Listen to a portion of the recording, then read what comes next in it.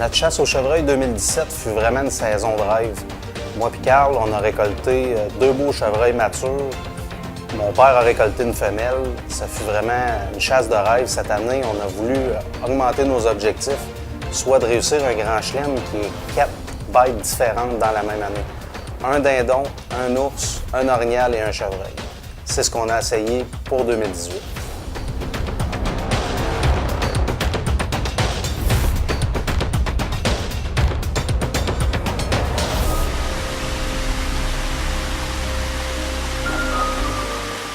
Notre saison de chasse a commencé par une chasse au dindon sauvage. Avec l'aide de mon ami Guillaume Desharnais, on avait le droit de chasse sur plusieurs terres, mais avec une bonne prospection la fin de semaine d'avant la chasse, notre choix s'est arrêté sur une terre agricole en zone 7. La première fin de semaine fut beaucoup d'apprentissage. De un, apprendre les cales des dindons et le positionnement de la tente par rapport à l'approche des dindons.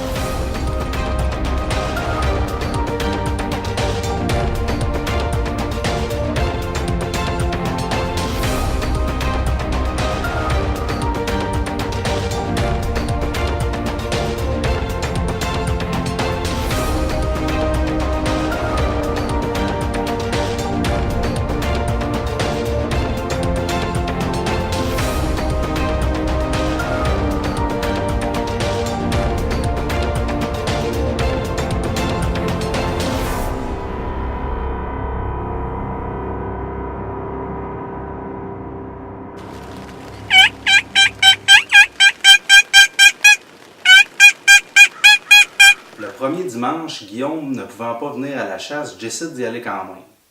Aussitôt arrivé, aussitôt installé, 15-20 minutes après les premiers cales, les premiers dindons approchent. Ils sont 4 dindons. Je suis pas mal certain que le 4e, c'est un mâle. Ils sont assez près, mais je décide d'attendre. Je veux m'assurer que ce soit un tome. On veut un tome. On sait qu'il y a des dindons en masse, donc je suis patient. Je vois que c'est un tome. Je place la caméra sur lui, puis en zoomant, je me rends compte qu'il n'y a pas de barbe. Je suis convaincu que c'est un mâle, je suis convaincu que c'est un tome, mais il n'y a pas de barbe. Je me pose la question, voir si j'ai le droit de le récolter, puis finalement, je décide d'attendre. Un mâle, pas de barbe. Je prends l'information après la chasse, et finalement, j'avais bien fait, car le règlement est bien clair. Il faut absolument récolter un dindon à barbe. Donc, c'était la bonne décision.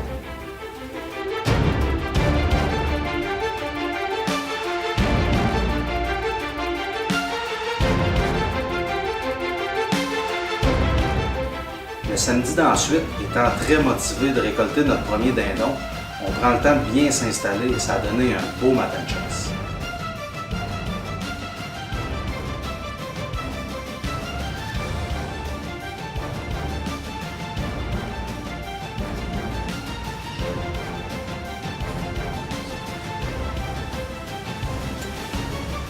Puis il a sorti 2 Jake. Donc, c'est moi qui avais l'arme. Guillaume était sur la caméra. Guillaume me dit que le deuxième a la plus longue barbe, donc c'est lui que j'essaie.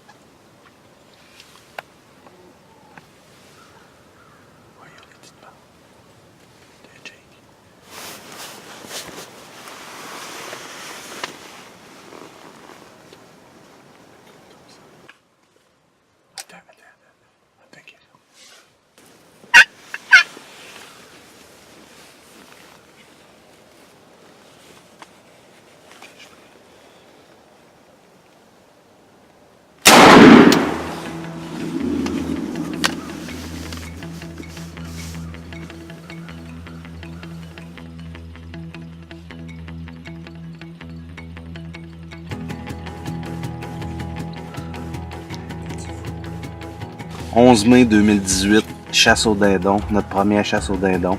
À matin, on a changé le setup. On a raccourci la course qu'ils faisaient pour aller aux appelants. Ils ont rentré les deux Jake. Ouais. Ils ont rentré aux appelants. Ils allaient pour aller aux appelants, puis j'ai bougé un peu. Il a fallu tirer, hein? Ouais, il a fallu tirer. Ils s'en allaient, ils allaient pour descendre. Ils m'ont vu bouger, sa voix claire en tabac. Très clair. C'est surprenant aussitôt qu'on bouge un peu dans la tente. On a réussi à pogner chacun notre dindon. Yes. Belle chasse. Ouais, belle chasse, 2018. Chasse au dindon. Première année. Yes.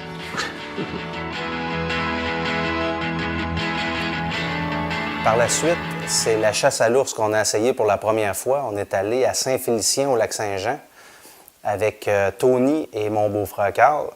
On est arrivé un vendredi soir. On a commencé par aller à notre chalet qu'on a loué. Puis après ça, on est allé rencontrer les guides. Les guides nous ont demandé voir si on voulait chasser tout de suite le vendredi. On est allé tout de suite chasser. Premier soir de chasse, on s'en va d'un spot où régulièrement, il y a un ours de 300 livres. Oui. Fait que, on essaye ça ce soir avec mon guide. Est-ce que tu acceptes de te faire filmer? Avec mon guide.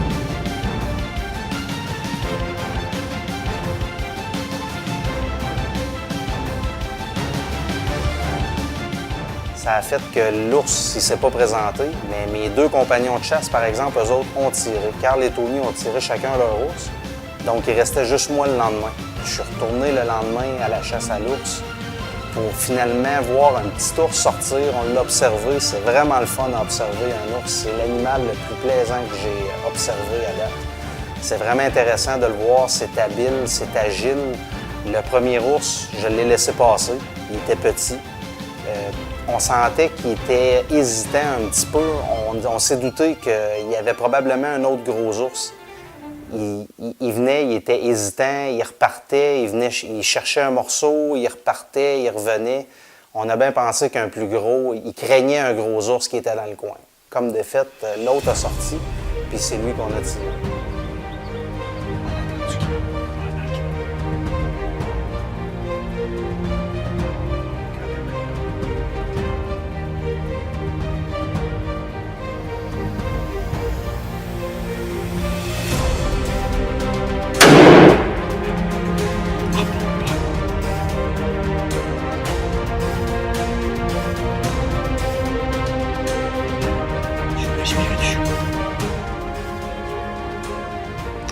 Respirer dessus parce qu'il va en aller loin. J'adore ça. Après avoir tiré, c'est sûr que c'était pas le bout le plus intéressant que j'ai trouvé de la chasse. Les autres bêtes, bien souvent, on les entend pas, tandis qu'un ours, ça pleure comme un bébé. C'est vraiment un feeling que j'ai pas nécessairement aimé, mais ça fait partie de la chasse.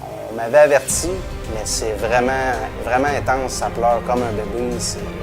C'est pas intéressant. J'ai demandé au guide de voir si je devais retirer, mais je pense que le coup était fatal en partant. J'ai pas eu besoin de retirer une autre fois.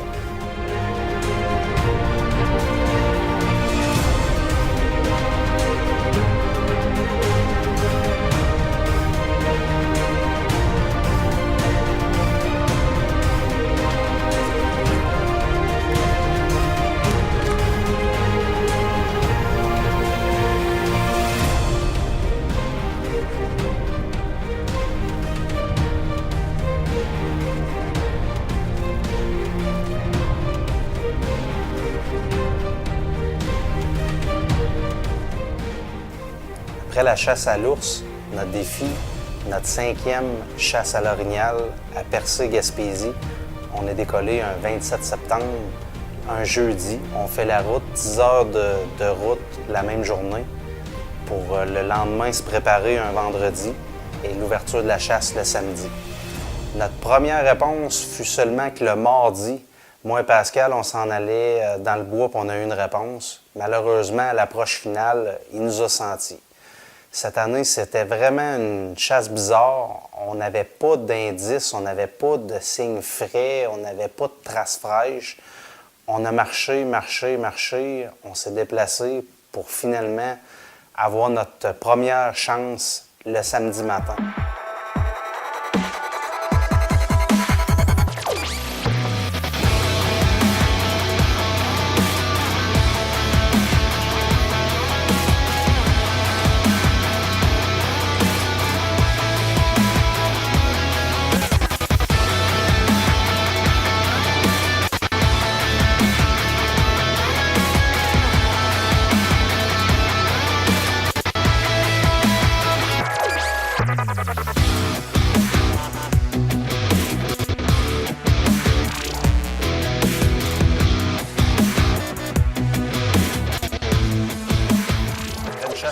géniale, remplie d'émotions, fut la chasse au chevreuil, une de mes chasses préférées.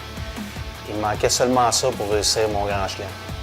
Mais malheureusement, j'avais pas de gros buck cette année. Donc j'ai décidé de récolter une femelle. Dans mon optique de gestion de cheptel, c'est vraiment de récolter soit un gros buck ou soit une femelle, mais laisser mes jeunes mâles pour l'avenir.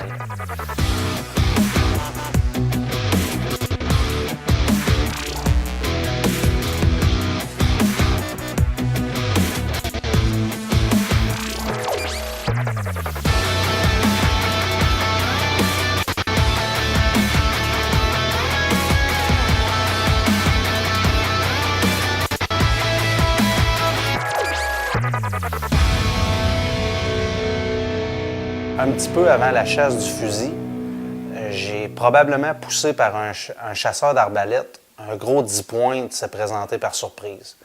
Donc, mon plan a changé. Je me suis vraiment acharné sur lui. C'est lui que je voulais. C'était vraiment un buck d'une vie. C'était vraiment un trophée. Je ne l'ai pas vu. Ça a été au mardi, avant que je voie mes premiers mâles. J'ai vu un spike avec un 4 pointes que j'aurais pu facilement récolter. Ça, c'était en m'en allant à ma tante. C'était à chasse fine. C'était vraiment un beau feeling de chasse, mais c'était pas ce que je cherchais. Vendredi, je me suis dit que probablement mon gros buck avait été tiré. Je suis revenu à mon plan initial. C'était de récolter la femelle. Donc, j'ai décidé d'aller à mon spot où généralement 5, 6, 7 femelles avec des veaux étaient sur place. Mais malheureusement, ce soir-là, rien. Je me décide d'aller voir ce qui s'était passé sur mon territoire où le 10 pointes venait. Comme défaite, le soir, il avait passé. Peut-être pas à portée d'appel, mais il était pas loin. Fait que le dimanche, je suis retourné pour essayer de le récolter. Le dimanche matin, j'ai pas eu de ses nouvelles, mais j'ai vu sa trace par contre. Je l'ai suivie, elle m'a mené jusqu'au bout de mon terrain.